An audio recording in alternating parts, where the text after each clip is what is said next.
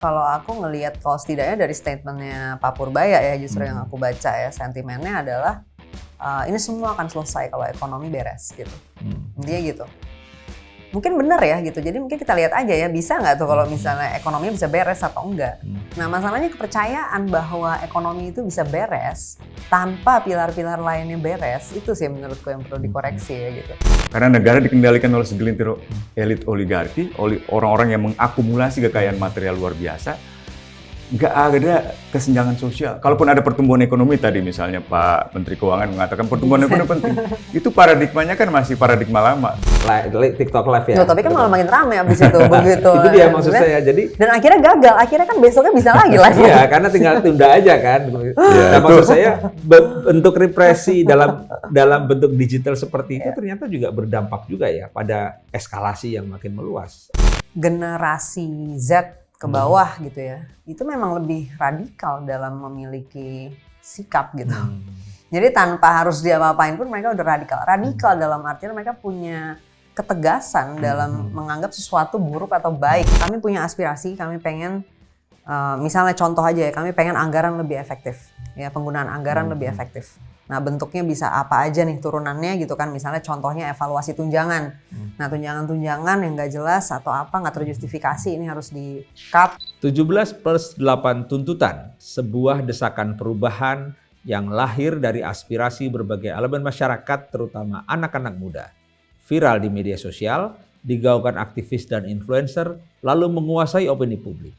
Tapi apa yang terjadi? Aktivis ditangkap dan dituduh makar, influencer pun terancam dipidanakan. Di sisi lain, pemerintah mencoba merespon tuntutan. Ada yang sudah dipenuhi, ada yang baru dijanjikan. Reshuffle kabinet pun dilakukan. Pertanyaannya, apakah ini respon pemerintah sebagai tanda perubahan atau sekedar manuver politik? Dengan hati-hati, barangkali perlu juga kita bercermin dari negara lain. Di Nepal, hari-hari ini anak-anak muda turun ke jalan, protes besar-besaran, dan berujung pada pengunduran diri Perdana Menteri dan Presiden Nepal. Apakah Indonesia juga menuju ke arah yang sama? Kita belum tahu. Program khusus 17+8 Diskursus Network kali ini akan membahas tuntutan rakyat bersama dengan salah satu inisiatornya, Kania Cita, co-founder Malaka Project, salah seorang yang terlibat dalam perumusan 17+8 tuntutan. Juga Usman Hamid, Direktur Eksekutif Amnesty International Indonesia. Sebelumnya, silakan Sobat DN subscribe channel ini dan nyalakan lonceng notifikasinya. Ikuti juga berbagai platform media sosial kami @Diskursus Network.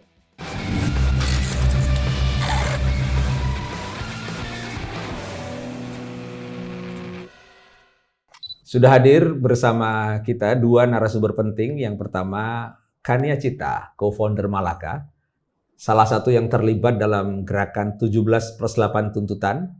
Selamat datang Kania, terima kasih sudah hadir. Mas Aman udah ngajakin ke sini. Juga Bang Usman Hamid, Direktur Eksekutif Amnesty International Indonesia, yang konsisten selama ini membela hak-hak sipil termasuk dalam hal ini soal HAM, dan tentu semua akan kita bahas bersama dua narasumber kita.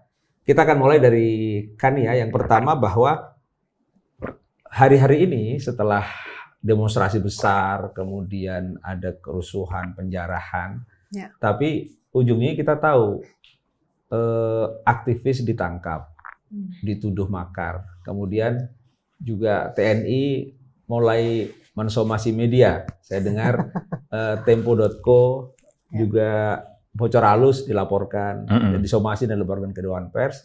Tapi yang paling penting kaitannya dengan Kania sebagai co-founder Malaka, Ferry Irwandi, salah satu kolega Anda, juga diancam untuk dipidanakan. Saya ingin tahu apa suasana yang sebenarnya terjadi di Malaka ketika tiba-tiba disebut nama langsung oleh para jenderal bahwa akan dipidanakan. Ya kami langsung panik ya. Reaksi pertama pasti panik ya, panik dalam artian kayak kaget juga gitu, kayak kok bisa nih tiba-tiba benar-benar Pak Jenderal J.O. Sembiring itu langsung bikin statement kan soalnya di media, benar-benar kayak ini kami berkonsultasi dengan Polda, ada dugaan tindak pidana gitu. Nah tadinya kami mikir kayak aduh pidana apa nih gitu kan, luas banget kan gitu. Cuman ternyata ada keterangan berikutnya katanya ditemukan saat patroli siber. Nah di situ langsung kayak wah konten lu nih, fair konten lu. Kebetulan kita ada di kantor kan, jadi ada beberapa anak-anak Malaka bener-bener langsung real time gitu. Ferry juga di kantor itu. Iya, dan justru itu kami tahu bahwa handphonenya Ferry itu aktif gitu. Jadi memang jujur kami juga merasa aneh ketika ada statement katanya dia nggak bisa dihubungin gitu loh. Nggak bisa salah dihubungin. nomor mungkin. Bingung ya, soalnya wartawan juga mengontak Ferry, mengontak beberapa founder Malaka yang lain juga gitu ya. Dan kami juga kaget bahwa maksudnya press gitu ya langsung tahu gitu kan banyak. Jadi emang langsung rame juga gitu. Tapi ada nggak dugaan-dugaan atau kira-kira ini poin-poin mana nih? Karena yang disebutkan pasal mengenai pencemaran nama baik. Iya betul, Mas Aman. Itu apa yang kira-kira bisa diraba oleh teman-teman Malaka? Iya, kami pertama menduga memang mungkin ini konten-konten yang belakangan gitu ya, yang baru-baru ini maksudnya yang terkait dengan aksi ya kan. Tapi kami juga bingung karena sebenarnya selama aksi itu kebanyakan konten kami justru meminta orang saling jaga, jangan sampai rusuh kayak gitu. Jadi maksudnya jangan sampai merusak properti publik maupun privat kayak gitu. Jadi kami juga bingung ini konten yang mana gitu kan. Dan kalau misalnya soal ya kan kemudian yang diindikasikan ke sana kan adalah soal darurat militer.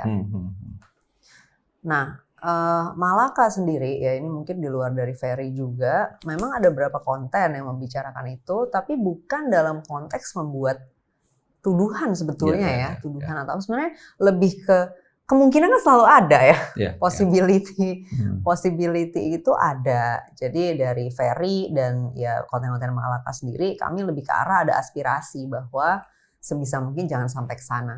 Sebenarnya itu aja. Jadi jujur kalau dari kami ngeliat konten kami sendiri, konten Ferry, kami nggak ngerasa ada yang harusnya bisa mengarah ke pencemaran nama baik gitu ya, atau pidana lah gitu dalam hal ini gitu. Kalau melihat polanya, ini kan yang disasar lalu soal konten-konten di sosial media ya. Termasuk yang sebelumnya penangkapan Del Pedro dari Lokataru, itu kan tuduhannya penghasutan. Ya kan? Nah, ada nggak kemungkinan karena di era sosial media dan semua pergerakan itu semua melalui sosial media dan media digital, yang terutama juga anak-anak muda, Gen Z yang kemudian bergerak dengan begitu cepat. Dan kita tahu hari-hari ini kan di Nepal luar biasa yang terjadi. Sampai demonstrasi besar, anak-anak muda. Dan hari ini kita dengar Presiden juga mengundurkan diri setelah Perdana Menteri kan. Nah, apa yang dibaca oleh Malaka dan teman-teman ya, terutama ketika kemudian muncul 17+8 tuntutan itu? Iya, sebenarnya kan 17+8 itu lebih ke konsolidasi sipil ya gitu. Maksudnya ketika kami melihat ada banyak isu gitu kan, awalnya masing-masing membuat rilis gitu, ada banyak lembaga, NGO dan komunitas dan individual juga yang punya aspirasi gitu ya. Nah, orang-orang yang kemudian terlibat untuk coba mengkonsolidasikan itu sebenarnya melihat bahwa ini kayaknya bagus kalau kita punya satu payung gitu supaya publik juga bisa nge-refer ke satu hal gitu loh, bareng-bareng kita ini deh gitu. Nah tapi ya kami juga nggak mengklaim itu seluruh rakyat Indonesia ya gitu terwakili di situ. Cuman setidaknya sebagian dari publik nih sudah terkonsolidasi nih di satu umbrella term lah gitu. Sebenarnya lebih itu sih yang dilihat di. Kalau kita cek ya ke teman-teman mahasiswa, baik itu di BEM seluruh Indonesia, teman-teman organisasi kemudaan, mereka juga merasa kita nggak pernah berkoordinasi satu sama lain sebenarnya. Ini tuntutan yang muncul seperti mozaik sporadis aja, tapi kemudian karena ada sosial media, kemudian Malaka dengan 17+8 itu seolah-olah mengkonsolidasi itu semua dan merumuskan menjadi sesuatu yang menjadi powerful gitu ya secara message gitu ya. Ya kalau kami ngelihatnya gini, itu kan sebenarnya konsolidasi dilakukan juga melalui rilis-rilis publik yang dibuat oleh berbagai organisasi dan berbagai NGO yang ada. Jadi memang mungkin nggak semua lembaga itu kemudian terlibat dalam diskusi karena bisa aja langsung diambil aja dari public statementnya mereka gitu kan. Nah tapi kalau misalnya dirasa ini belum terlalu mewakili atau gimana, ya nggak ada masalah juga. Maksudnya dari teman-teman yang di balik layar lah gitu yang juga bekerja untuk mengkonsolidasikan ini kan juga nggak ada yang merasa memang kita mewakili 100% rakyat Indonesia, ya pasti ya sulit juga ya, gimana nih konsolidasi 200 juta orang ini ya gitu. Jadi ya kalau misalnya masih ada elemen yang ini belum terwakili ya ngerti juga dan nggak apa-apa juga gitu. Memang pola pergerakan ini bisa jadi berbeda ataupun berkembang dari generasi-generasi sebelumnya ya. Mungkin sekarang ya. sosial media, digital, tapi yang konsisten tuh sama. Represi aparat dan sebagainya ya. Itu kemudian nggak tahu menimbulkan dampak ya. Menjawab terutama dampak hak asasi manusia, hilangnya kebebasan. Nah, Mas Usman Hamid melihat ini kan konsisten nih, aparat itu selalu di posisi yang akhirnya represif dan menimbulkan korban. Dan kita tahu Afan Kurniawan dan ada 10 yang lain juga meninggal dunia. Apa yang berbeda dengan sebelumnya atau pola gerakannya tapi represinya sama? Kelihatannya pola umumnya dari zaman ke zaman adalah ketika terjadi radikalisasi gerakan, maka ada eskalasi pendekatan represi negara. Jadi semakin radikal perlawanan itu, negara semakin mengerahkan segala kekuatan represinya untuk meredam itu. 98 kan juga begitu. 2019 reformasi di korupsi juga begitu. Di 98 kampus saya 4 orang tewas. Di Atmajaya dan kampus lain banyak juga yang tewas, mungkin 17 total, termasuk warga sipil. 2019 reformasi di korupsi 5 orang. Jadi ada semacam rantai kesadaran kolektif yang tumbuh akibat dari berbagai persoalan kan, ketidakadilan sosial, ketimpangan, banyak lah gitu. Yang itu akhirnya membuat masyarakat bergerak, dan yang sekarang ini bergerak sebenarnya dari segala lapisan. Orang kayak Afan Kurniawan ini dia mewakili sektor kelas pekerja informal yang secara ekonomi sangat terpinggirkan dan jumlahnya besar. Jakarta paling nggak 3 juta itu. Kalau saya bicara sama asosiasi mereka bisa 7 juta tuh total se-Indonesia. Untuk ini ya, driver ojol ya. Kalau Iko atau Reza Shendi Pratama itu mewakili kayak kelas menengah terpelajar mahasiswa. Jadi lapis bawah, lapis tengah itu merasakan kegelisahan yang sama, kemarahan yang sama. Karena ada akumulasi masalah, akumulasi ketidakpuasan itu. Mulai dari kerusakan lingkungan, proyek-proyek strategis nasional yang bermasalah, ketimpangan sosial, angka kemiskinan, makan siang gratis yang bermasalah, lalu pajak yang ditingkatkan, belanja daerah dipangkas, akhirnya ekonomi melambat, lalu daerah-daerah mengambil cara untuk meningkatkan sendiri pajaknya tanpa mempertimbangkan kemampuan masyarakatnya. Jadi ada semacam akumulasi frustrasi di berbagai lini gitu. Nah, pemerintah sebenarnya udah melihat gejalanya sih. Kan kita udah bisa membagi episodenya tuh, Indonesia gelap, sebelumnya lagi Indonesia reformasi di korupsi, atau setelahnya Indonesia cemas. Itu memang gejala yang tumbuh, kalau dalam istilah Manuel Castell tuh, the network of outrage gitu. Jadi jejaring kemarahannya itu tumbuh. Dan itu difasilitasi oleh media sosial. Nah, itu mungkin yang membedakan kemudian konsolidasi dan eskalasinya itu sangat efektif dengan media sosial ya. Sangat cepat gitu. Sangat cepat. Kan? Sebenarnya 98 juga sudah ada studi tentang itu, bahwa tahun 96, 97 itu udah dimulai mailing list itu. Nah, waktu itu sudah muncul semacam politik pengorganisasian lewat jaringan email, mailing list gitu. Tapi memang skalanya nggak sebesar sekarang. Kalau sekarang tuh saya kira luar biasa lah. Saya merasa yang sekarang tuh jauh lebih besar dari apa yang pernah dilakukan dulu. Tapi sekali lagi yang konsisten itu kan kemudian reaksi dan sikap aparat ya. Ya. Mulai dari penangkapan, kemudian bertindak keras, Iya. sampai katakanlah tuduhan makar, itu kan Iya, konsisten dari dulu juga begitu gitu ya. 96 itu setelah negara mengambil alih kepemimpinan PDI, lalu menyerang markas PDI. Iya. Setelah itu yang disalahkan kan mahasiswa. Mahasiswa-mahasiswa yang ada di Solidaritas Mahasiswa Indonesia untuk Demokrasi ya, yang diculik, ditangkap, dipenjara. Lalu 98 juga kita dituduh makar gitu. Banyak yang dicoba dikriminalisasi. Yang terakhir juga begini. Jadi selalu ada semacam kecenderungan umum bahwa negara menciptakan musuh bayangan. Kalau di masa Orde Baru pasti komunisme. Saya masih merasakan itu 90-an dituduh komunis gitu. Waktu saya bergabung di Kontras masih mahasiswa, kampus saya merasa ya saya ini sekedar melakukan pembelaan korban-korban yang tewas. Tapi tentara waktu itu ya membuat media-media propaganda lah, salah satunya majalah Garda. Saya adalah agen komunis dari Kontras yang disusupkan ke Trisakti gitu. Waduh, ini gimana ceritanya? Padahal sejarah Trisakti itu dulu kampusnya kampus kiri, kampus Respublika gitu. Sebenarnya yang kiri duluan siapa? Jadi logika-logika anti komunisme bahkan Yahudi atau anti asing itu udah muncul tahun-tahun itu. Hari ini di Kompas saya coba tulis agak panjang tuh tentang bagaimana tahun 90-an itu seorang Munir misalnya dituduh komunis, dituduh Yahudi, dituduh anti asing dan efeknya fatal. Bisa tiba-tiba sekelompok orang menyerang kantor, meledakkan bom di depan kantor kami, kekerasan massa gitu.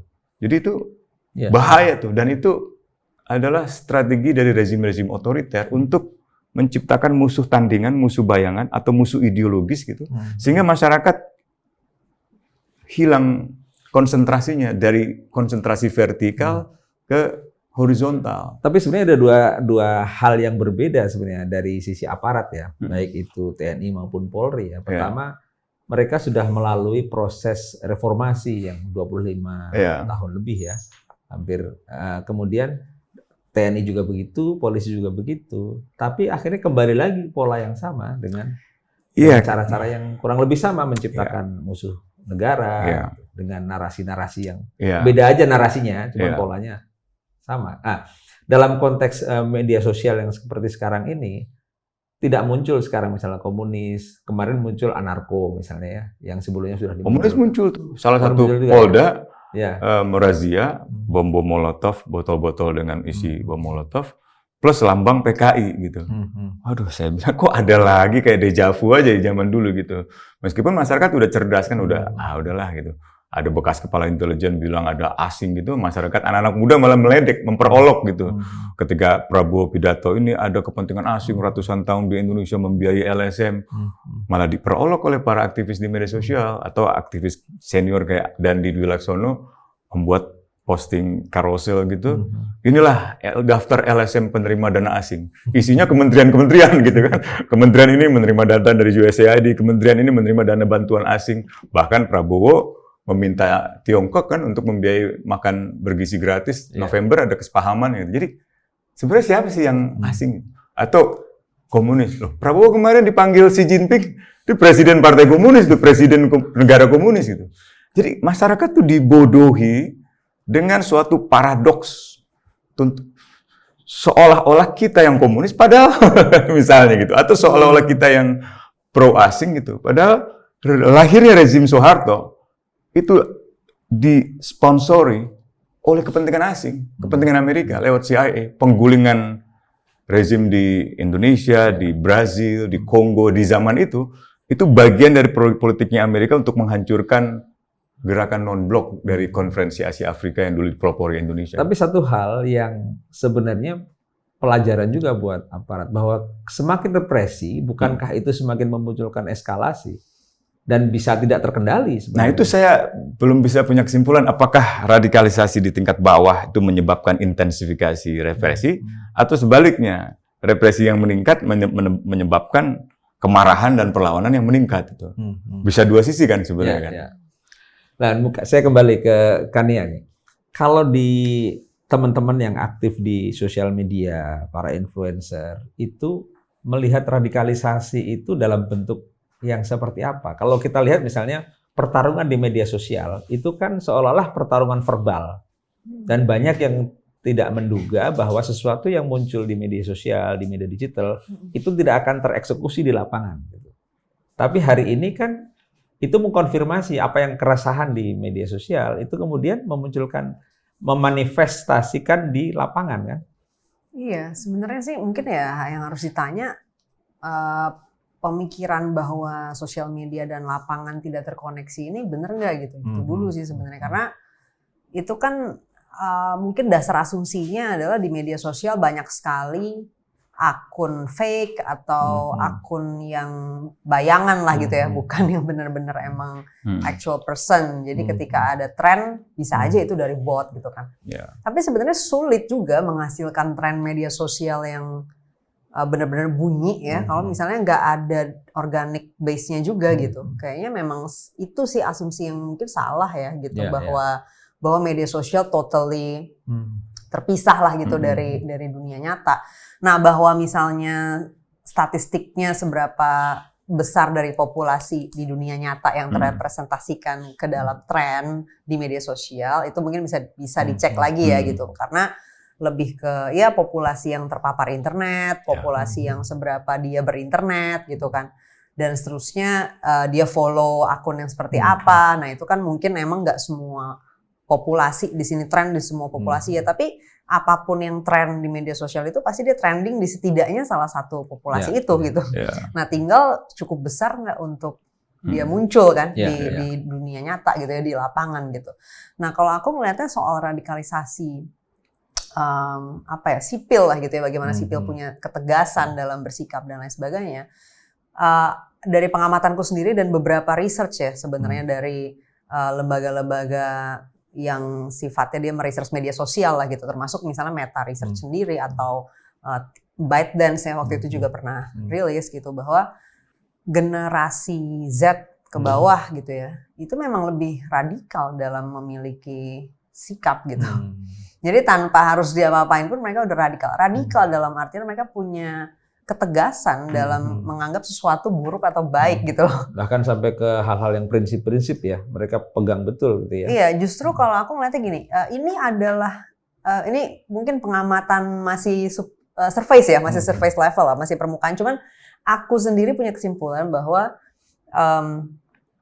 justru ini adalah bukti kemajuan dari peradaban manusia gitu. Bahwa kita berhasil memperbaiki gizi, access to knowledge, access to discourse ya dan lain sebagainya, yang membuat generasi ini makin sini makin mereka punya sikap yang jelas gitu akan public discourse gitu ya, yang dimana mungkin di zamannya Mas Usman atau generasi atasnya lagi mungkin cuma diakses sama orang-orang kampus atau jurnalis misalnya. Tapi kalau sekarang pelajar SMK ikut turun kok. Ya walaupun sangat disayangkan bahwa salah satunya harus kemudian menjadi korban ya di dalam salah satu aksi. Cuman kita tahu pelajar SMK, pelajar SMA itu bisa terlibat dalam aksi, bisa berbicara di media sosial. Banyak influencer di level usia segitu yang bicara juga soal isu yang ada, bahwa isinya mungkin ada yang masih kurang atau apa, itu kita bisa bicarakan lagi. Tapi kenyataannya mereka terekspos dengan isunya gitu. Jadi again, soal radikalisasi sipil sekarang menurut aku memang generasi muda yang sekarang ke bawah itu memang kalau begitu soal represi, kalau tadi kita bicara represi di lapangan ya oleh aparat secara fisik itu menimbulkan eskalasi. Dalam tanda kutip, represi di sosial media atau di ruang digital itu ternyata juga punya dampak yang serius juga. Misalnya katakanlah seperti yang terjadi di Nepal, kan dimulai juga dengan pemblokiran media sosial ya, TikTok gitu kan. Di kita juga pemblokiran tapi dengan dalih sukarela kan, sukarela TikTok kan. Live TikTok live ya. Tapi kan malah makin rame abis itu begitu. Itu dia maksud saya. Jadi dan akhirnya gagal. Akhirnya kan besoknya bisa lagi live. Iya, karena tinggal tunda aja kan. Nah, maksud saya bentuk represi dalam bentuk digital seperti itu ternyata juga berdampak juga ya pada eskalasi yang makin meluas atau makin pasti cepat. Ya, menurutku pasti ya. Kalau aku tadi Mas Usman bilang apakah represi dulu baru ini, menurutku make sense juga sih, bahwa justru gara-gara ada eskalasi represi terjadi juga eskalasi radikalisasi di. Ini ada dua hal kan, yang satu soal substansi, soal isu-isu ketidakadilan, Yang kedua itu soal metode kan, soal cara menyampaikan pendapat. Tapi pada akhirnya adalah soal bagaimana demokrasi dengan kebebasan sipil yang harus dijaga, itu tetap kita jaga sama-sama kan, poinnya di situ ya. Nah, hanya kita sering berdebat ke soal cara. Cara ini, cara itu, kemudian memunculkan korban, memunculkan kambing hitam, dan seterusnya. Itu terjadi sampai hari ini. Hanya yang saya ingin masuk ke adalah bagaimana, ya katakanlah dalam tanda kutip, strategi yang berbeda barangkali menghadapi katakanlah presi aparat atau represi negara melalui media digital atau melalui itu seperti apa yang mungkin seperti sekarang misalnya Ferry sedang mengalami ancaman untuk dipidanakan. Apa yang akan dilakukan? Apakah akan surut atau ya akan terus saja dengan 17+8 bersama teman-teman? Kalau 17+8 memang itu kan lumayan long term ya, maksudnya ada tuntutan yang memang jangka waktu setahun, dan sebenarnya dari yang deadline-nya sudah lewat pun kami berharap masih tetap bisa dikawal ya, karena sebagiannya kan memang diproses oleh institusi-institusi terkait. Termasuk misalnya beberapa tuntutan untuk Kementerian Bidang Ekonomi, karena kemarin juga Menteri Keuangannya baru ganti, ya mungkin kita memang butuh kasih waktu ya gitu, nggak bisa tiba-tiba tapi dia menyelesaikan. muncul isu baru lagi kan, Menteri yang baru.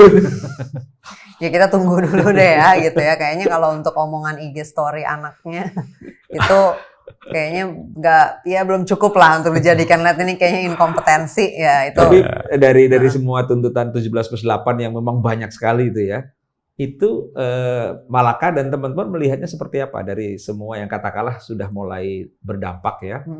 Presiden mengambil langkah-langkah misalnya soal tunjangan DPR, juga kemudian sudah di moratorium, kemudian ada reshuffle, itu cukup sebagai tanda bahwa mereka merespon perubahan, atau itu sebenarnya sikap ya meredam saja sesaat gitu?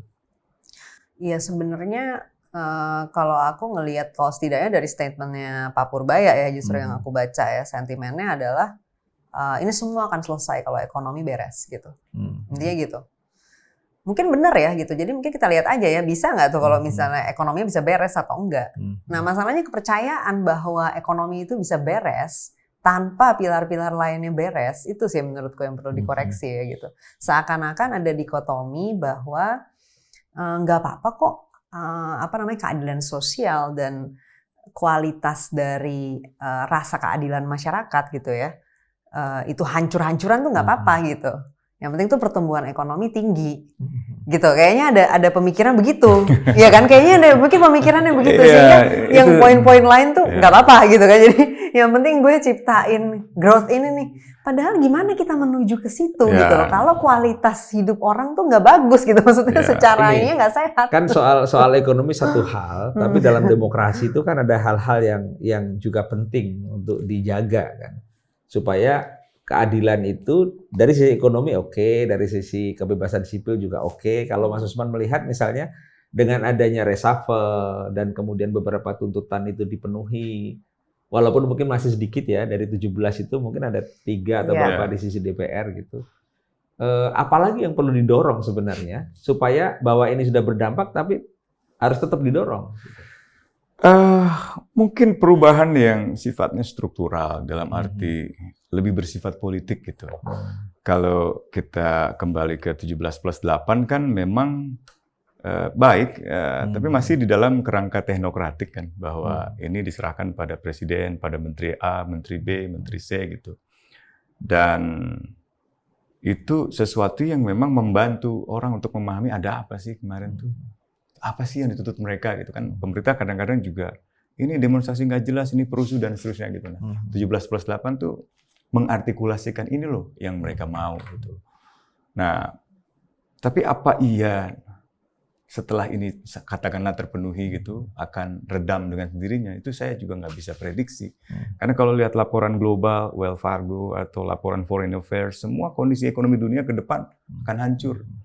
Banyak yang memprediksi akan mengalami resesi global yang sangat hebat, lebih buruk dari tahun 1930. Inggris 100.000 orang kehilangan pekerjaan. Great Depression waktu itu. Great Depression tahun 1930 itu bukan Great Recession, maaf. Jadi itu bisa terulang dan bahkan beberapa ekonom dunia memperkirakan itu akan lebih buruk. Dunia ekonomi itu sekarang sebenarnya hancur gitu. Judulnya Foreign Affairs tuh kemarin tuh 19 Agustus, the world economy was already broken gitu. Jadi ekonomi dunia ini udah terlanjur hancur sebenarnya. Udah hampir nggak bisa diperbaiki. Gitu kayak too broken to fix gitu, kayak nggak mungkin lagi bisa diperbaiki. Nah, beberapa negara besar kayak Amerika mencoba untuk memperbaikinya tapi dengan berpusat pada kepentingan dirinya sendiri gitu. Lihat aja tuh perang tarif misalnya. Dia seenaknya aja tentuin buat India sekian, buat Brazil sekian, buat Indonesia dan seterusnya. Jadi bukan sesuatu yang sifatnya mau memperbaiki ekonomi dunia, tapi mengatasi ekonomi dirinya sendiri aja gitu. Memang Amerika berapa tahun terakhir ini ekonominya menuju minus kan itu. Inggris juga begitu. Perancis kontraksi ekonomi, Jepang juga mengalami goyang ekonomi itu. Australia udah mulai itu. Nah, biasanya di dalam krisis fiskal semacam itu, para politisi yang nggak berhasil meyakinkan masyarakat bahwa mereka bisa mengatasi problem ekonomi, memberikan janji-janji yang sifatnya populis, membangun semacam imajinasi tentang kebanggaan di masa lalu, kejayaan bangsa gitu. Retorikanya lebih ke arah sana gitu, membangun nasionalisme yang berlebihan gitu. Kalau tahun 1920-an, 30-an ya Mussolini di Italia 100 tahun lalu. Kemarin di majalah Time, di Guardian bulan Juni itu 30 penerima Nobel perdamaian, termasuk para filsuf, para seniman, itu memberi semacam seruan sekaligus peringatan bahwa dunia menghadapi bangkitnya fasisme. Dan mereka memperingatkan itu agar kita melawan kembali gitu. Persis 100 tahun ini. Tahun 1925 Benito Mussolini naik ke kekuasaan di Italia yang sangat fasis. Sekarang 100 tahun kemudian muncul lagi. Mereka memberi ilustrasi kayak Donald Trump yang membangun nasionalisme yang berlebihan, yang agak nativis politik gitu. Bahwa Amerika yang sejati itu adalah Amerika kulit putih dan Kristen. India juga begitu. India yang sejati adalah India yang beragama Hindu. Nah itu, Indonesia pernah ngalami itu 2009, 2014 gitu kan. Indonesia yang sejati, Indonesia pribumi dan Muslim gitu kan. Hampir kita kejebak ke arah sana gitu. Untungnya sekarang udah reda. Dan kemarin kerusuhan kemarin tuh meskipun itu sangat parah yang buat saya agak miris, lirih gitu, tapi sedikit lega karena nggak mengarah ke sentimen rasial gitu, nggak ada kekerasan yang bersifat horizontal terhadap minoritas tertentu seperti minoritas misalnya Tionghoa gitu. Ya, itu juga ada perlawanan di media sosial juga kan soal masyarakat udah jauh lebih cerdas dan keterlibatan pelajar kemarin bulan Agustus tanggal 25 itu sebenarnya banyak kelompok yang lahir dari kelompok-kelompok studi, kelompok-kelompok kolektif lah istilah mereka itu. Ada blok politik pelajar, ada komite politik yang sudah lama mendiskusikan politik itu. 2019 waktu pelajar turun kan pemerintah melarang tuh. Saya turun. Malah ada yang foto saya lalu kemudian disebarkan saya seolah-olah mendalangi dan menghasut mahasiswa gitu, siswa gitu. Padahal saya yang dihasut pelajar itu kan. Saya bilang, "Dek, ngapain di sini demo?" "Ini Bang, KPK kita mau dilemahkan." Wih, saya kaget gitu kan. Saya ikutin sambil minum gitu kan. Terus ke depan, mereka ke mobil komando, satu orang naik. Saya tungguin orasi. Orasi. Abang-abang semua, hidup rakyat tuh. Hidup rakyat gitu ya. Saya dari sekolah ini gitu kan, saya sudah belajar demokrasi di kelas. Sekarang, saya menerapkan demokrasi di sini. Itu anak pelajar. Itu kabar mengembirakan atau memprihatinkan? Kabar mengembirakan. Nah, saya merasa ada semacam repetisi sejarah yang positif itu. Kan tahun 40-an itu Ben Anderson menggarisbawahi tentang revolusi pemuda itu di Banten itu. Di mana para pemuda itu mengorganisir diri melawan pajak upeti oleh Jepang dengan cara rampas paksa itu. Hasil-hasil pertanian, hasil perkebunan. Nah, anak-anak muda ini usianya 15 sampai 19 tahun mengorganisir diri, mengambil kembali upeti-upeti yang diambil paksa oleh Jepang itu. Dan berhasil menduduki kantong-kantong Jepang itu. Nah itu anak-anak muda yang sebenarnya mengisi banyak penggalan sejarah yang sering terlupakan gitu. Ini berarti selain pola yang berbeda karena digitalisasi dan sebagainya, mungkin juga ada hal-hal yang mungkin belum bisa kita bayangkan tuh ya, proses-proses perubahan akan seperti apa. Tapi kembali ke soal usulan Mas Usman tadi itu, sebenarnya perubahan struktural seperti apa yang bisa dibayangkan atau diimajinasikan? Ya, kalau kita ambil misalnya studi-studi demokrasi gitu, yang cukup dominan itu kan school of thoughts-nya itu pakai teori oligarki. Teori oligarki itu adalah satu pandangan politik bahwa problem demokrasi Indonesia, problem politik di Indonesia itu adalah kendali pemerintahan, kendali negara itu ada pada segelintir orang yang memiliki kekayaan material luar biasa. Dalam bahasa Richard Robinson, dalam bahasanya Fedi Hadis, ada aliansi predatoris antara negara, otoritas politik, dengan pasar, dengan bisnis, otoritas ekonomi gitu. Dan itu bukan hanya Indonesia, khas di Asia. Predatoris itu saling memangsa ya? Saling memangsa dan memangsa rakyatnya gitu. Nah, kemarin dalam acara Cak Nur saya memberi semacam refleksi gitu, saya katakan teori ini sangat bermanfaat untuk menjelaskan keadaan sekarang. Kenapa demokrasi nggak bekerja secara ideal gitu, dalam arti mendeliver keadilan sosial, kesejahteraan sosial gitu. Salah satunya karena itu. Karena negara dikendalikan oleh segelintir elit oligarki, oleh orang-orang yang mengakumulasi kekayaan material luar biasa, nggak ada kesenjangan sosial. Kalaupun ada pertumbuhan ekonomi tadi misalnya Pak Menteri Keuangan mengatakan pertumbuhan ekonomi penting. Itu paradigmanya kan masih paradigma lama. Selalu pertumbuhan ekonomi berbasis ekonomi makro. Pendapatan dihitung dari industri-industri ekstraktif. Berapa pajak yang masuk. Tapi pendapatan ekonomi dari kehidupan sektor informal, kehidupan subsisten, masyarakat bertani, berkebun, kan nggak tercatat itu. Nggak ada catatannya itu. Yang ada catatannya adalah kalau bangun tambang semen, masuk produksi 5 juta semen, ekspor ke Jerman, sekian miliar kita dapat misalnya. Tapi petani di lokasi Rembang, di Pegunungan Kendeng, nggak ada catatannya di negara. Nah itu problem gitu. Dan ini udah mulai banyak ditinggalkan ekonomi pertumbuhan semacam ini gitu. Dan ekonomi pertumbuhan ini biasanya mengandalkan sekuritisasi. Jadi alat-alat negara di bidang pertahanan, alat negara di bidang keamanan digunakan untuk mengamankan itu. Misalnya proyek MIVE gitu. Proyek MIVE itu kan tentara akhirnya dilibatkan seperti sebagai satpam gitu. Nah ini salah ini sebenarnya. Apalagi kemarin dalam kasus Ferry Irwandi. Saya kaget loh, kok dan siber? Loh, kok berarti mereka monitor selama ini. Itu jadi perdebatan kami waktu di DPR dulu, pasal 7, operasi militer selain perang. Saya keberatan waktu itu. Saya bilang nggak bisa nih, ancaman siber RU TNI bulan Maret. Lalu Pak Dasko dan kawan-kawannya mengatakan, masalahnya di mana? Kita bilang, iya masalahnya di mana? Fungsinya TNI kan bukan ngawasi rakyat. Ya, kan ancamannya cyber gitu kan. Saya bilang, kalau ancaman siber ini terlalu luas. Ini, jadi gimana solusinya? Ya hapus. Nggak bisa dihapus. Ada jalan tengah nggak? Oke, jalan tengahnya adalah kasih kata pertahanan. Jadi cyber defense. Bukan cyber threat aja, tapi cyber defense threats gitu. Memang dalam pengertian cyber defense, negara itu harus melindungi kekuatan pertahanan secara teknologi. Kan nggak mungkin, misalnya kita tidak menjaga alat-alat utama sistem persenjataan kita yang terkomputerisasi gitu dari serangan musuh luar negeri. Kemarin waktu Israel nyerang Iran, itu banyak peralatan utama sistem persenjataan Iran nggak berfungsi, secara komputer dihack gitu. Nah itu yang harus dijaga, bukan Ferry yang diawasi gitu. Itu urusan lain, itu urusan keamanan dalam negeri. Jadi orientasi tentara harus ke luar negeri. Harus lihat misalnya di perbatasan Kalimantan, Pontianak, apakah ada pergerakan pasukan militer Malaysia ke Indonesia? Kalau ada, itu ancaman kedaulatan wilayah Indonesia. Apakah ada ancaman misalnya dari tentara Papua Nugini masuk ke Wutung? Atau apakah ada kekuatan tentara asing di Australia misalnya memasuki wilayah perairan Indonesia, di Darwin ke Indonesia gitu? Atau ketika kapal Amerika lewat perairan Indonesia untuk ikut menyerang Iran itu urusannya tentara, itu urusan pertahanan kita. Jadi pelaporan Ferry itu salah sasaran sebenarnya. salah alamat. Waktu kemarin saya katakan itu bukan tugas fungsional tentara, bukan fungsi konstitusional tentara. Wah mereka kayak, waduh, nggak usah jauh-jauh saya bilang. Pakai aja peraturan Menteri Pertahanan nomor 82 tahun 2014. Jelas kok.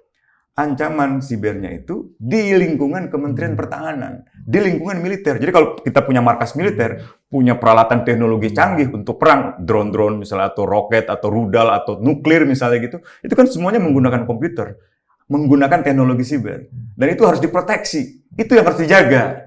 Gitu. Kalau urusan public discourse gitu, ya polisi aja sebenarnya nggak usah, kecuali ada ujaran kebencian gitu, ada hasutan, serang minoritas serang ini misalnya, serang masjid, serang gereja, dan seterusnya. Itu yang harus dipidanakan gitu. Nah ya, makanya kemarin saya lihat lemah argumen mereka, sampai akhirnya pihak kepolisian pun juga menjelaskan bahwa ya nggak bisa. Itu soal yang lain tuh, secara hukum nggak bisa institusi. Tapi kan Pak Soleman Ponto yang berdebat sama Ferry mengatakan, ini kami tersinggung gitu kan. Kalau saya sebagai warga sipil tersinggung dan saya sebagai bekas tentara tersinggung, semua tentara pasti sama. Saya bilang kok begitu?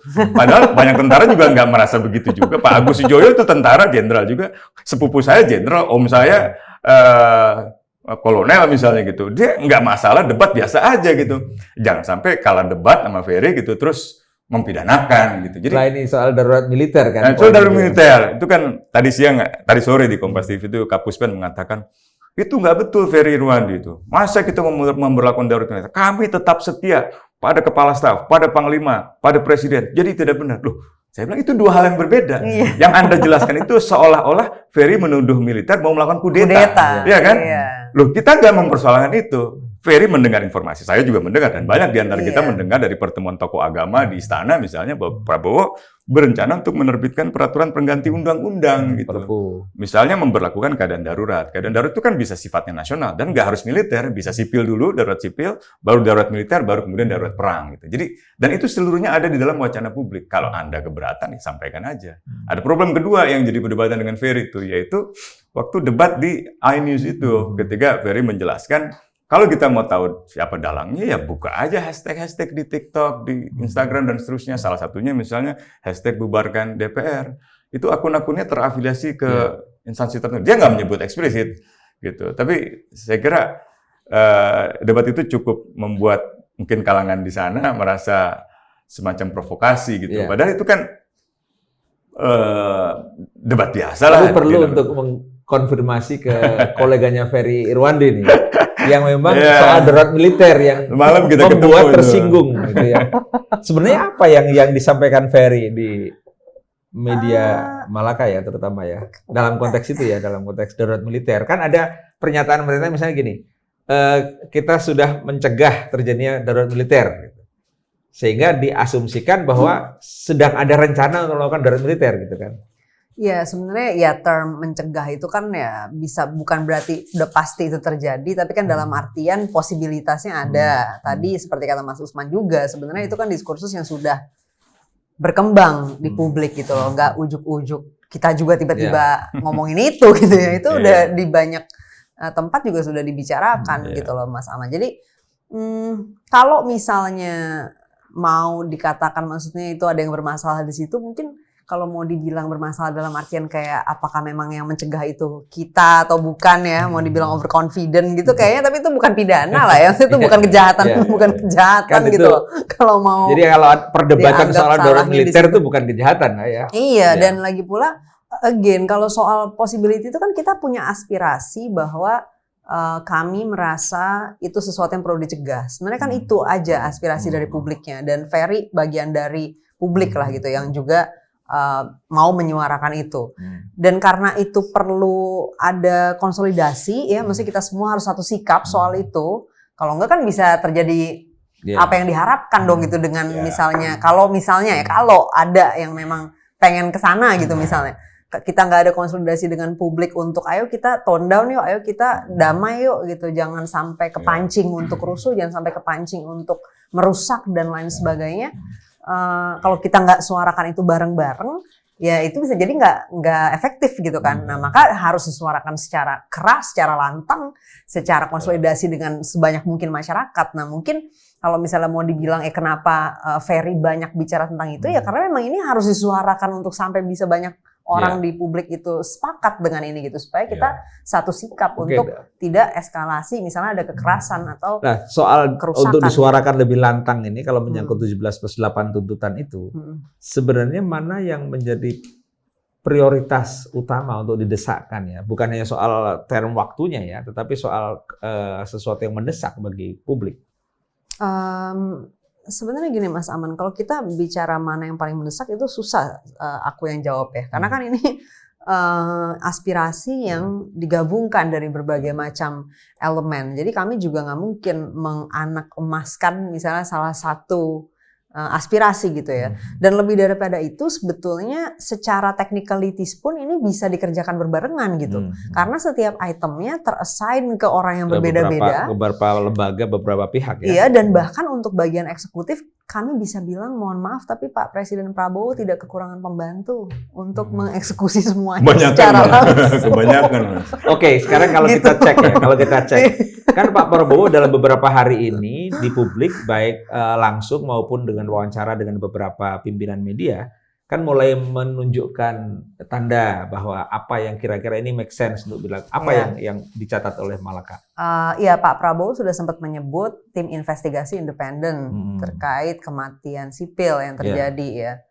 Nah, tapi belum ada timeline ya, jadi nggak tahu sebenarnya itu kapan akan dilakukan. Tapi beliau bilang itu artinya itu bisa didorong bahwa itu statement itu muncul dari presiden. Iya, kita bisa tagih lagi nanti kita coba kasih ditagih. timeline berkala ya gitu. Terus apa lagi yang?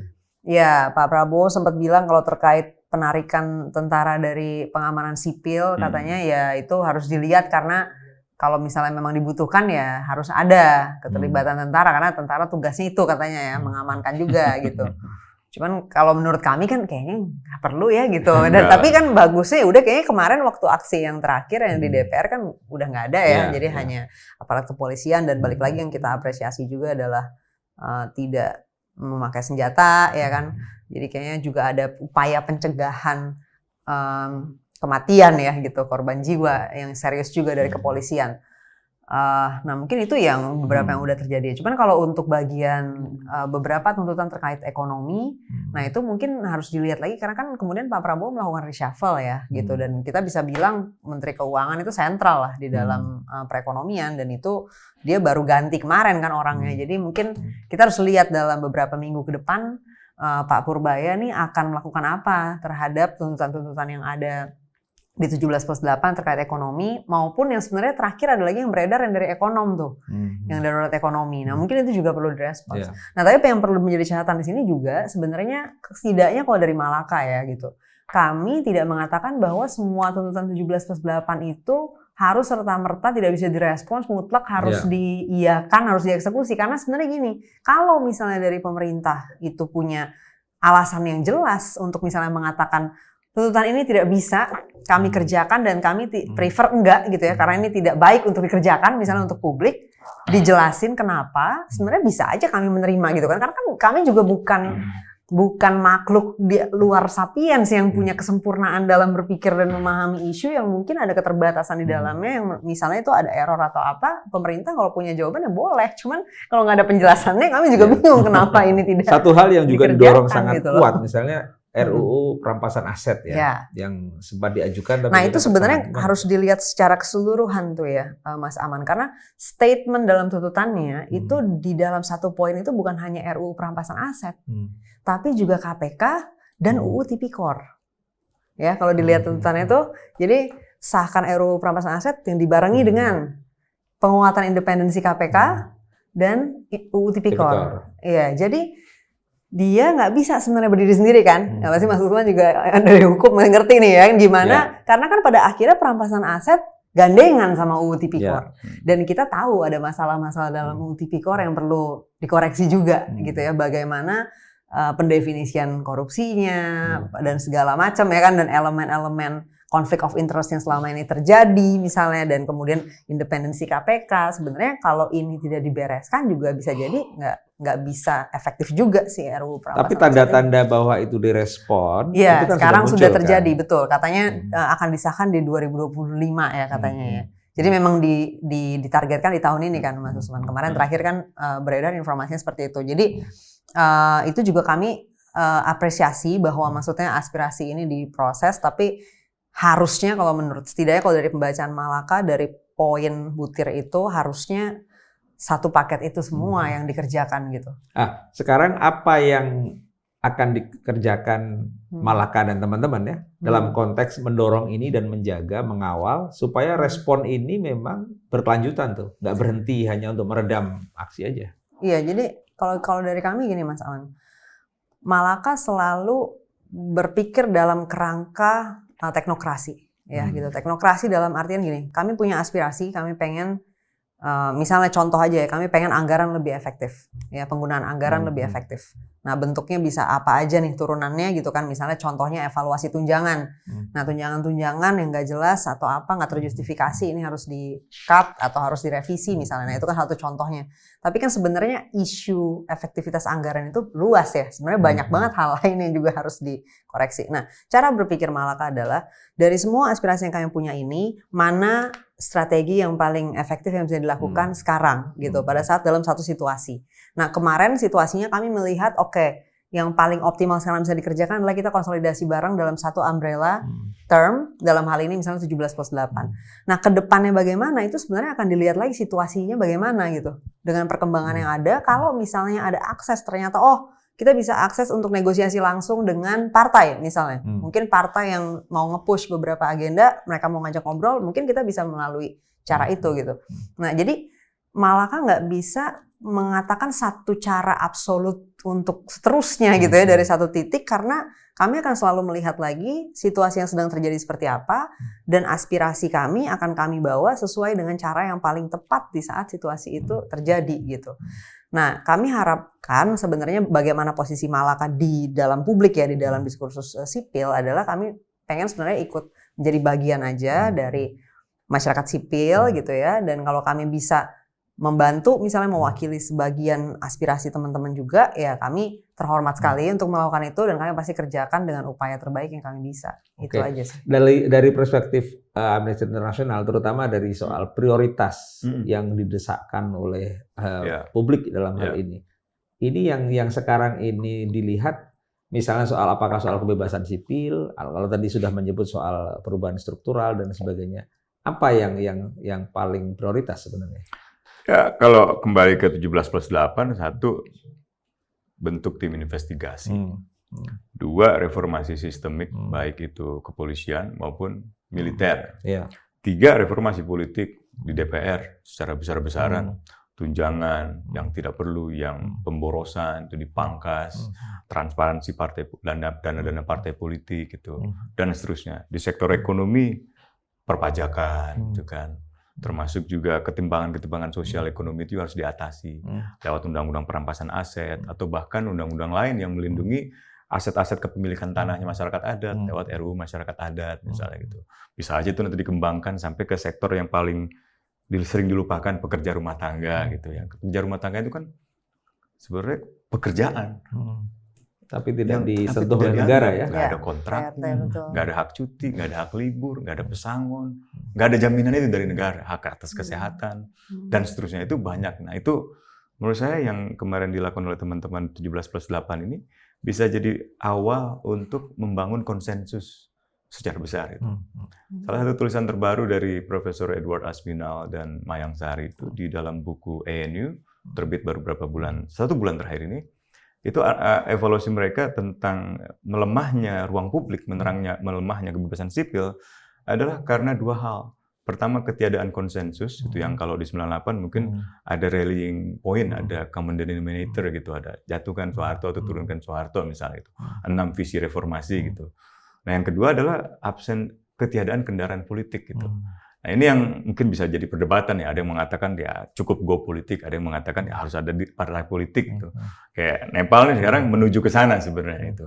Karena kepercayaan pada partai politik rendah sekali gitu. Nah, mungkin karena partai politik tidak mengambil peran checks and balance, tidak ada peran oposisi. Nah, ini problem dalam demokrasi Indonesia. Dan kemarin tuh di dalam kumpulan tulisan mungkin 15-20 sarjana itu, kesimpulannya Indonesia memasuki fase authoritarianism revival, kebangkitan otoritarianisme. Artinya 3 hal itu dalam demokrasi sudah tidak ada. 1, kebebasan sipil untuk kritik, untuk protes. 2, kebebasan oposisi untuk checks and balance. 3, pemilu yang berintegritas. 3-tiganya udah nggak ada.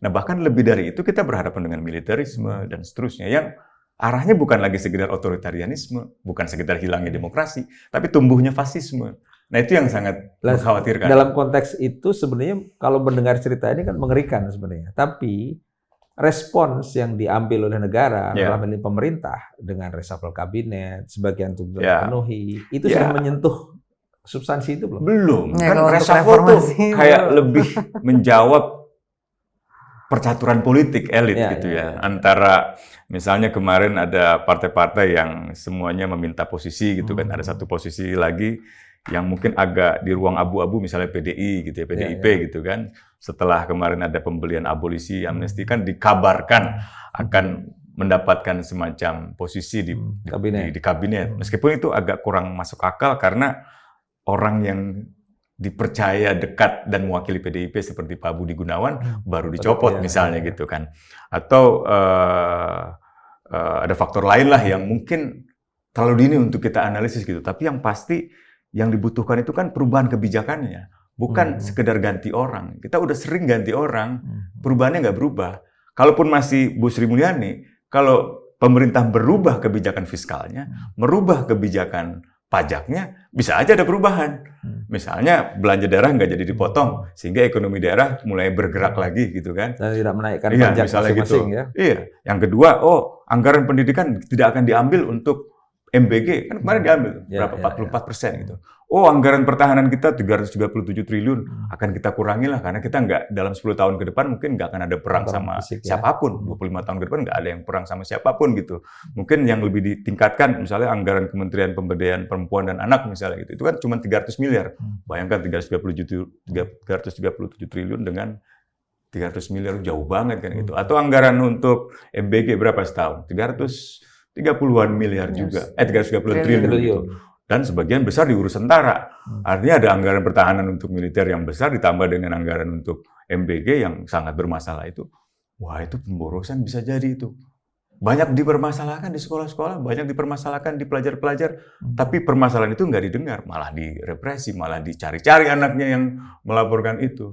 Semangka dengan setipis kertas gitu kan, ayam yang udah bau, nasi yang udah nggak enak dimakan, itu kan menurut saya. Tadi saya baru hadir di acara Aliansi Ibu Indonesia itu. Mereka mendesak agar MBG dihentikan. Pemborosan anggaran dihentikan. Nah itu baru akan dianggap berubah. Kalau cuma ganti menteri. Jadi dari dua, baik dari Kania maupun dari Mas Usmanis, jadi secara teknokratis sebenarnya belum direspon secara signifikan ya?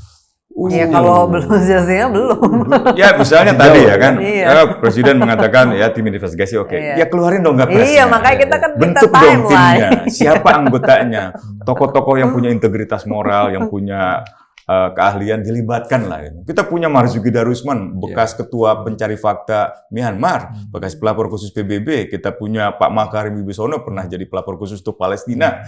Banyak yang memang punya pengalaman mumpuni untuk, bahkan Pak Marzuki pernah menjadi ketua tim gabungan pencari fakta gitu. Jadi atau ada sejumlah akademisi, Profesor Sulistiowati Irianto dan banyak akademisi lain yang sangat mumpuni gitu. Atau aktivis-aktivis yang memang di lapangan itu punya kemampuan investigasi yang tinggi. Itu libatkanlah mereka. Nah, kalau gitu ada nggak katakanlah skema usulan atau rekomendasi dari teman-teman masyarakat sipil ya, atau dari teman-teman sipil untuk katakanlah mengadres sesuatu yang konkret secara teknologi. Bebaskan aktivis, bebaskan pelajar, bebaskan mahasiswa. Itu konkret satu. Kalau nggak dibebaskan, nggak usah bicara. Merespon bahwa kami sudah berubah. Nggak. Bebaskan mereka. Nggak masuk akal itu tuntutannya sama pasal-pasal yang dikenakan kepada Pedro, kepada Syahdan, nanti kepada Ferry, itu nggak ada yang masuk akal. Kemarin laporan yang masuk ke Amnesty International ada berapa ribu yang ditangkap? Yang ditangkap 3.921. Yang sekarang mengalami 600 katanya Mas Masih. Sekarang katanya udah masih ditahan, ya, ditahan ya. Itu termasuk pelajar gitu. Kalau di Polda sih saya dengar 50-an misalnya gitu. Tapi saya harus klarifikasi lagi gitu. Jadi ini yang konkret harus dilakukan dulu. Ya itu, bebaskan itu. Yang di Semarang, di Jogja, di Bandung gitu kan banyak nih di berbagai daerah. Yang kedua, tadi bentuk tim investigasi. Nah, dua hal itu kalau dilakukan di bulan ini itu cukup mengatasi polemik ya. Misalnya polemik dengan Ferry misalnya gitu kan. Soal apa benar anggota TNI terlibat gitu kan. Kan kalau dari TNI membantah. Terus kata Ferry, loh berarti polisi salah. TNI-nya bilang enggak juga sih. Loh jadi yang benar yang mana gitu kan. Itu kan dia bertanya. Dia dengan pertanyaan-pertanyaan retorik nggak bisa dijawab gitu. Nah, supaya tidak timbul polemik terus, ya bentuklah tim gabungan yang dipercaya dan bisa melibatkan unsur TNI, bisa melibatkan unsur Polri. Waktu tim gabungan pencari fakta 98 dibentuk, itu ada unsur TNI-nya, ada unsur Polri-nya, ada unsur kementeriannya, unsur masyarakatnya, unsur Komnas HAM-nya. Jadi itu akan lebih lebih memberi solusi ketimbang dua institusi ini. Kan dua institusi ini sedang bersaing sebenarnya. Dalam urusan Satgas Penertiban Hutan, dalam urusan penanganan korupsi. Lihat aja Kejaksaan Agung belum lama ini diamankan oleh militer, bukan oleh polisi. Ini Kejaksaan Agung mau dinuklir sama Israel atau gimana sehingga perlu dijaga sama gitu kan? Atau rumors tentang ini adalah demonstrasi yang dikendalikan oleh Reza Halid. Loh, Pak Jaksa Agung seingat saya pernah ngomong bahwa Reza Halid mengancam kalau sampai anak keluarga tidak dibebaskan, Kejaksaan Agung akan diluluh lantakan. Pertanyaan saya, kalau benar demonstran ini dikendalikan oleh atau digerakkan oleh Reza Halid, kenapa demonya nggak ke Kejaksaan Agung? Kenapa demonya ke DPR gitu? Ya. Nah, jadi banyak pertanyaan yang belum terjawab. Nah, kalau bagi Kania, Malaka dan teman-teman yang terlibat dalam 17+8 ini, apa yang secara konkret bisa didesakkan atau didorong supaya ini pergulirannya signifikan? Iya benar, bebasin orang-orang ditahan yang nggak jelas. Kalau dasar penahanan nggak jelas ya mau ngapain lagi? Kenapa ini ada apa gitu kan?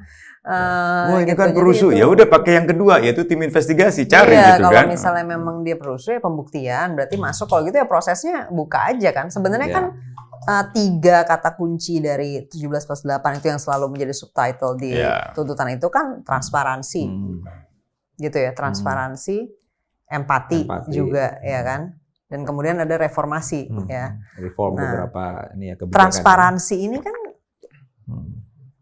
poinnya itu kan bahwa misalnya dia tetap perlu ditahan nih karena perusuh, ya udah transparansi aja, buka aja ke publik siapa-siapa ya kan, apa yang mereka lakukan yang terbukti yang memang menjadi dasar bahwa ini memang harus ditahan nih orang-orang ini. Oke, gitu ya, jelasin aja karena kami juga selalu tidak pernah kami yang namanya punya sikap itu mendukung kok orang-orang yang melakukan kekerasan atau penjarahan dan lain sebagainya. Jadi sebenarnya kalau pihak aparat dan atau sistem peradilan sudah membuka orang-orang yang ditahan ini adalah perusuh, adalah memang pelaku penjarahan dan lain sebagainya, kami juga pasti dukung keputusan itu gitu. Dan nggak semua speech pun kalau misalnya itu dia ujaran tadi penghasutan misalnya, kami juga akan mendukung itu untuk ditangkap gitu. Buat kami nggak semua speech juga pantas dilindungin ya. Kalau memang ujaran kebencian, ujaran penghasutan yang jelas untuk mengajak orang melakukan kekerasan, pengerusakan, ya kami pasti dukung juga aparat untuk melakukan penahanan. Oke, baik. Tapi kalau nggak jelas ya kami juga mau mendukung. 17+8 tuntutan ini kiranya terus harus didesakkan karena respon ini masih belum signifikan. Belum. Harus dikembangkan lagi. Mungkin ke depan dikembangkan 25+8 atau 35+8. Enggak apa-apa. Kalau itu kan, untuk anggaran berapa ribu triliun ini yang negara paling utama menjaga semangat ini tetap bergulir. Dan mungkin ya negara, pemerintah dalam hari ini tidak menambah masalah kan. Kan dengan menuduh itu kan sebenarnya bisa jadi menambah masalah, belum menyelesaikan PR-nya tapi menambah masalah. Dan untuk itu kita akan tunggu, dan teman-teman masyarakat sipil dan teman-teman mahasiswa, buruh dan sebagainya untuk terus mendorong supaya 17+8 tuntutan ini betul-betul direspon dengan signifikan oleh negara, dalam ini pemerintah, juga lembaga-lembaga yang menjadi penanggung jawab dari kebijakan-kebijakan yang harus mereka lakukan, yang memihak kepada rakyat. Terima kasih, Kania. Terima kasih, Mas Usman atas kehadirannya. Mudah-mudahan ini bermanfaat dan tetap menjaga semangat teman-teman yang ada di lapangan. Terima kasih. Sampai ketemu lagi. Sampai ketemu lagi. Terima kasih. Ya.